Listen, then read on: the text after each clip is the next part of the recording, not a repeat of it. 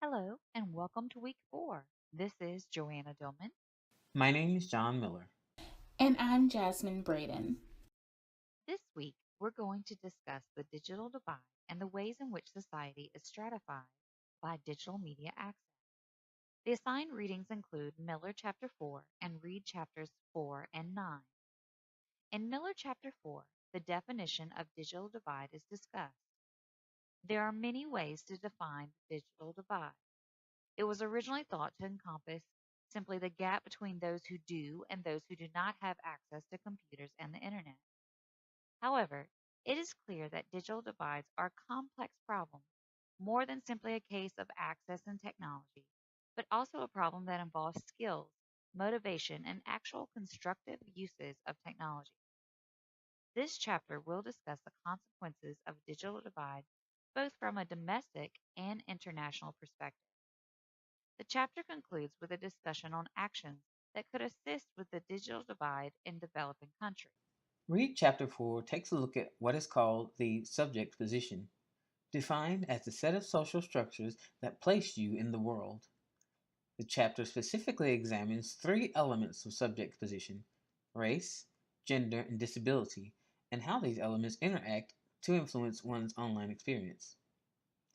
Reed notes that the Internet, as with most societal structures, has been primarily constructed from the default subject position, meaning white, able bodied males. This creates representational challenges in all venues, from education to gaming to other forms of entertainment. Therefore, rather than eradicating social issues, the net can work to enhance those issues. This occurs through linguistic hegemony, as most content is produced in English, creation of photos and other visual content that make men and women appear in exaggerated, stereotypical ways, and fewer avatars of so called ethnic minorities. The chapter concludes with a brief discussion on disability, noting that this construct, as with race and other such variables, is largely social in nature. Access barriers prevent full inclusion in cyberspaces for those who might benefit the most from these spaces.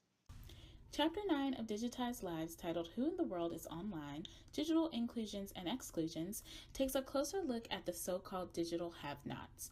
Reed places an emphasis on the notion that the World Wide Web isn't exactly that, worldwide. As it turns out, only a small percentage of the world has significant access to the internet. 70% of the world's population has no engagement with digital culture. Furthermore, the cultural divide is often an aspect that is overlooked. Reed suggests that progress in closing various digital divides needs to include improving the quality and quantity of diverse cultural content in new media. With so much focus on the digital haves and have nots, Chapter 9 also sheds lights on the digital don't wants. Everything can't be translated into zeros and ones, and everything shouldn't be. It is vital to keep certain things alive rather than digitize them, and this is what the digital don't wants aim to preserve. The following video is an additional resource for this week's topic. It draws attention to the digital divide happening within the U.S. and the efforts occurring to narrow that gap. At this branch of Washington, D.C.'s public library, the free computers are fully booked. Though many of the users in this low-income neighborhood own computers at home, they can't afford to make full use of them. Limited because of the internet connection. You get so much time on it, and so you can run out of time, and then your computer slows up and shuts down until the next month.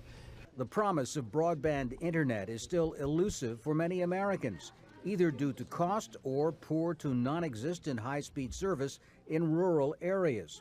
Up to 15 million school-aged children have no access to the web outside their classrooms, a disadvantage for those who are shut off, with consequences to educational performance. Expecting them to have access to the tools they need to get their homework done for those portions of the curricula that have been put online is really asking too much. It's not really possible. By means of mobile Wi-Fi devices, Daniel Neal's company Kajit provides students in hundreds of schools a free connection between their personal computers and online educational materials. The systems filter out any content that is not approved by the schools. The federal government does provide discounts to some low-income consumers for home broadband and phone service. But the Republicans now controlling the Federal Communications Commission, which regulates the internet, has blocked new applications for broadband subsidies, arguing they cost too much. My concern, my sole concern, is what is going to deliver a better consumer experience in the digital age. But Neal says the government shouldn't shirk what he calls its responsibility. I'm worried that digital inequities threaten many things. I think they threaten the social fabric. I think they threaten our economy. Shrinking those inequities will be another question to be answered in America's era of Trump. Tom Ackerman, Al Jazeera, Washington. Thank you so much for listening to our presentation. To keep this discussion going, we will provide discussion questions in which you should post a substantive response, at least 3 paragraphs, by 11:55 p.m. on Wednesday. Your answer should state your point of view of the question, supported by the required readings and your experience. Further, review the postings of your classmates and respond thoughtfully to at least 2 of them by 11:55 p.m. Eastern Time on Sunday. Compose each response of at least 2 paragraphs to demonstrate both that you understand your classmate's position and also that you can apply the reading material appropriately. As you respond to these prompts, post a question for your classmates to keep the conversation flowing.